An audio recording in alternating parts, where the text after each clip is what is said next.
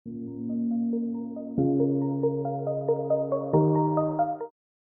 Welcome to my channel T past universe.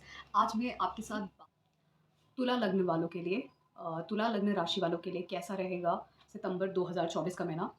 आपके लिए शुरुआत करूँ, ये बहुत ज़रूरी है जानना कि आपकी महादशा अंतर्गत अंतर्दशाएं ज़्यादा इंपॉर्टेंट है आपकी लाइफ में, ज़्यादा महत्व रखती हैं कि आपको जो रिजल्ट है वो किस तरह का मिलने वाला है और क्या रिजल्ट होगा। फिर उसके साथ साथ और जो चीज़ें इंपॉर्टेंट है वो है जो बड़े ग्रहों का ट्रांजिट होता है, जो शनिदेव का ट्रांजिट है, जो राहु केतु का ट्रांजिट होता है और जो बृहस्पति देव का ट्रांजिट है, उनका ट्रांजिट कहीं न कहीं आपकी लाइफ में कोई इवेंट अगर होता है तो उसको ट्रिगर करता है। तो इसलिए महादशा अंतर्प्रत्यंतरदशा और उसके साथ-साथ ये जो बड़े ग्रहों का जो ट्रांजिट होता है वो, तो ये कहीं न कहीं बताता है कि आपकी लाइफ में अब कौन-सा इवेंट होने वाला है। फिर शुरुआत करते हैं, तो इस मंथ में कहीं न कहीं आप ये देखेंगे कि राहु देव, शनि देव के बीच में एक बहुत अच्छा संबंध बन रहा है। अगर आप इस युति को, इस संबंध को समझेंगे तो राहु देव इस वक़्त शनि देव के नक्षत्र में, उत्तरा भाद्रपद नक्षत्र में हैं और शनि देव पूर्व भाद्रपद नक्षत्र में, वो भी वक्री 30 जून से, और पूर्व भाद्रपद नक्षत्र बृहस्पति देव का नक्षत्र है। वहीं बृहस्पति देव जो है, वो वृषभ राशि में शुक्र देव की राशि में है। राहु देव बृहस्पति देव की राशि में है और शुक्रदेव के उच्च राशि में। तो ये जो संबंध बना है इस वक़्त, ये राहुदेव, शनिदेव और बृहस्पति देव के साथ-साथ शुक्रदेव के बीच में बना है। तो अब रिज़ल्ट्स जो भी हैं, आपको परिणाम जो भी हैं, वो उसी हिसाब से ही मिलेंगे। जिनकी कुंडली में शनिदेव वक्री है, उनको ये जो वक्री का जो समय है, ये आपको अच्छा रिज़ल्ट दे सकता है।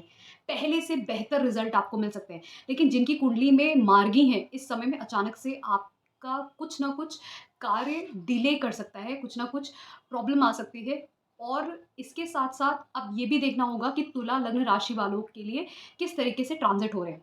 तो पहले शुरुआत करते हैं आपके लग्न की। लग्न के स्वामी शुक्रदेव जो हैं, वो ट्रांज़िट कर रहे हैं आपके पहले कन्या राशि से जहाँ पे वो नीच के होते हैं, फिर 18 सितंबर से तुला राशि में जहाँ उनकी मूल त्रिकोण राशि है।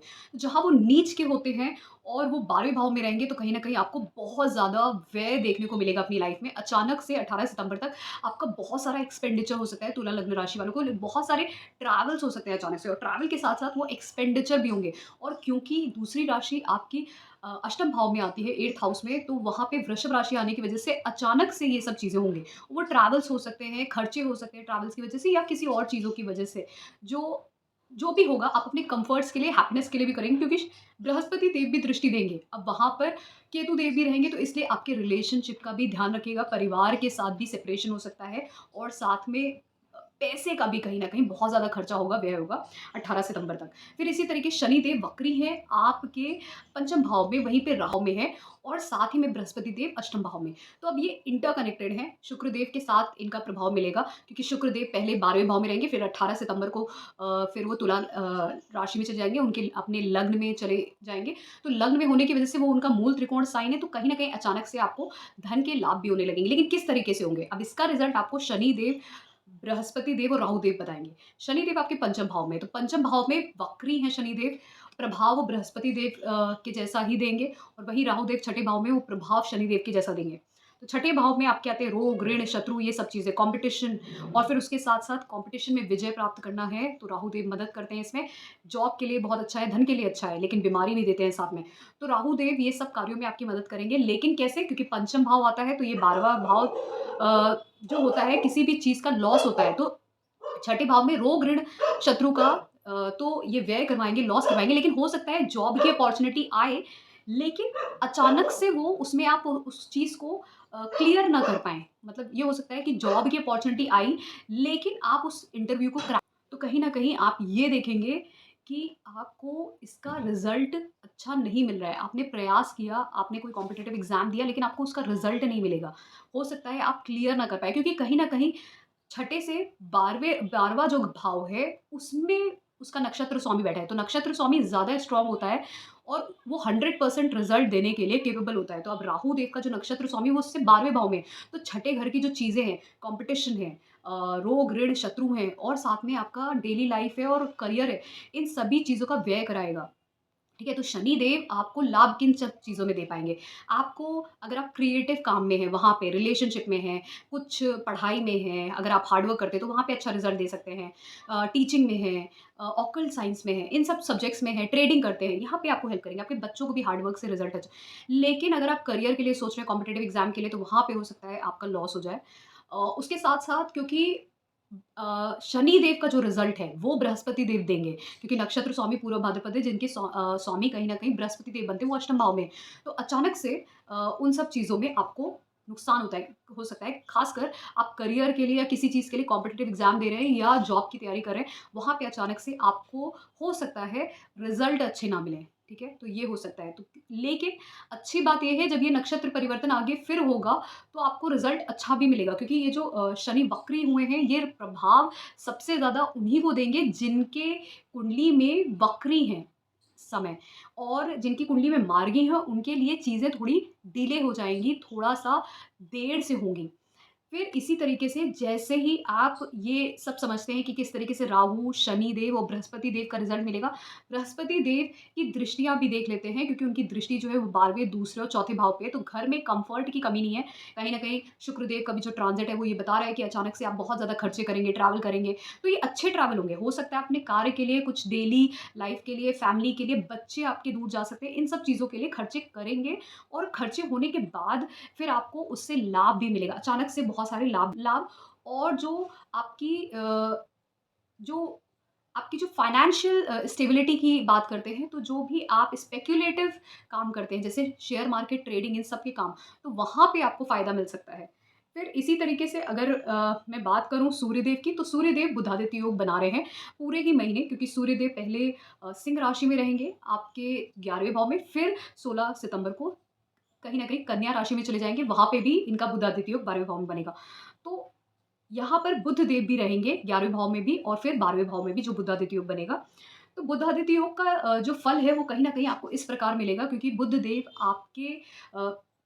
आपके नवम भाव के और 12वें भाव के मालिक हैं, और सूर्यदेव 11वें भाव के। तो 11वें भाव में हर एक ग्रह बहुत अच्छा रिज़ल्ट देता है, चाहे कुछ भी हो। तो बहुत सारे लोगों को अपने इंटेलेक्ट से, बुद्धि से बहुत कुछ मिल सकता है। डिज़ायर फुलफ़िल हो, अच्छे मार्क्स आ सकते हैं, कॉलेज में अच्छा कर सकते हैं, क्रिएटिविटी में अच्छा कर सकते हैं, करियर में, प्रोडक्ट सेलिंग, ट्रेडिंग में बहुत अच्छा कर सकते हैं। उनके बड़े भाई-बहन भी इस समय में बहुत अच्छा करेंगे। तो ये सब डिज़ायर फुलफ़िल कर सकते हैं इस समय में, उनकी बुद्धि सही से काम करेगी, इंटेलेक्ट सही से काम करे। लेकिन फिर बाद में जैसे ही 12वें भाव में ये दोनों प्लैनेट्स आएँगे, तो ये ध्यान रखिएगा, यहाँ पे कहीं न कहीं बुद्धि का ग्रह जा रहा है, तो हो सकता है इस समय में आप थोड़ा-सा लोनली फ़ील कर सकते हैं, थोड़ा-सा आपको एंग्ज़ायटी हो सकता है, हेडेक हो सकता है, लेकिन अल्टीमेटली ये समय भी आपके ट्रैवल का दिखता है, ट्रैवल सबसे ज़्यादा ट्रैवल का दिखता है, और ट्रैवल के साथ-साथ आपके कहीं न कहीं बहुत सारे जो आपकी इच्छाएँ हैं अंदर की, डिज़ायर्स हैं, उनका फुलफ़िल होता हुआ दिखेगा, जो कहीं न कहीं फ़ॉरेन से कनेक्टेड होगा या दूर कहीं से कनेक्टेड होगा, जिसके लिए आपको बहुत सारे लोग इस समय में हायर एजुकेशन में जा सकते हैं, मास्टर्स और पीएचडी। फिर इसके बाद बात करते हैं राहु-केतु की। मैंने बात कर ली, केतु की भी मैंने बात की। केतु अभी आपके 12वें भाव में। अब केतु 12वें भाव में है, तो पहले शुक्रदेव के साथ उनका रिज़ल्ट मैंने आपको बताया कि बहुत सारी चीज़ों में आपको सेपरेट करेंगे, ख़ासकर धन का व्यय करवाएँगे, और धन के साथ-साथ आपका कहीं न कहीं आपके फीमेल्स के साथ थोड़ी-सी प्रॉब्लम हो सकती है, घर-परिवार से दूर जा सकते हैं, इस समय में ये चीज़ें हो सकती हैं।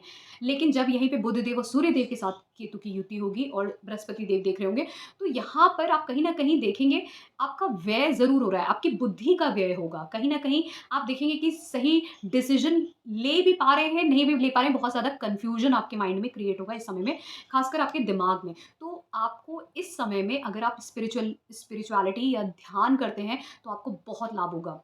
फिर उसके बाद बात करते हैं मंगल देव की। मंगल देव पहले अ, आपके पूरे ही मंथ में पूरे ही सितंबर मंथ में आप देखेंगे वो मिथुन राशि में। अब मिथुन राशि में जब भी मंगल देव होते हैं, तो उनकी शत्रु राशि है, यहाँ पे वो अच्छा प्रभाव नहीं देते हैं। अब मंगल देव कहीं न कहीं नवम भाव में रहेंगे। एक राशि उनकी सप्तम भाव में, दूसरी दूसरे भाव में आती है, दोनों ही मार्केश भाव हैं।